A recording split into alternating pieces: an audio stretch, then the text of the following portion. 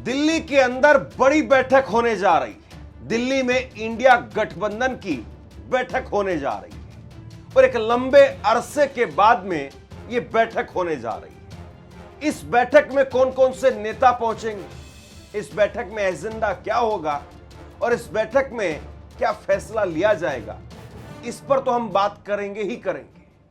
लेकिन उससे पहले थोड़ा सा अतीत में आपको लेकर के जाता हूं और इस इंडिया गठबंधन को जरा समझते हैं।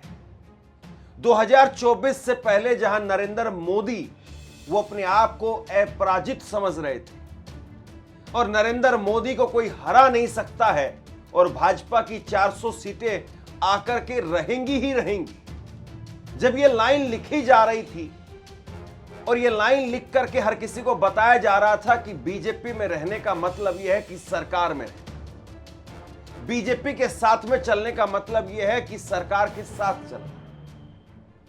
और ऐसे में नीतीश कुमार वो छोड़ करके चले गए, लेकिन उनको नहीं पता था कि वो मजबूरी में बीजेपी के साथ जा रहे हैं, लेकिन वो इंडिया गठबंधन की ताकत की वजह से किंग मेकर की भूमिका में आ गए। और शायद उनको एहसास हुआ होगा 24 के चुनाव के बाद कि वो इंडिया गठबंधन अगर छोड़ करके नहीं जाते और इंडिया गठबंधन को पूरे मन से बनाते और पूरे मन से उसमें रहते तो शायद प्रधानमंत्री भी नीतीश कुमार होते। लेकिन खैर, बीती ताही बिसार दे, आगे की सुध ले, और जो बनी आवे सहज में ताही में चित दे। कुल मिलाकर के अब यही होता हुआ नजर आ रहा है और इंडिया गठबंधन की बैठक हो रही है।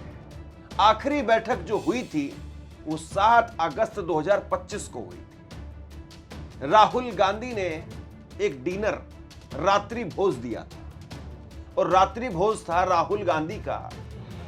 याद करिए, जब वो एसआईआर को लेकर के प्रेस कॉन्फ्रेंस करते थे, बड़ी बड़ी प्रेस कॉन्फ्रेंस होती थी और उस प्रेस कॉन्फ्रेंस में वो पन्ने लहराते थे और उसके बाद में इंडिया गठबंधन की राहुल के आवास पर बैठक होती है।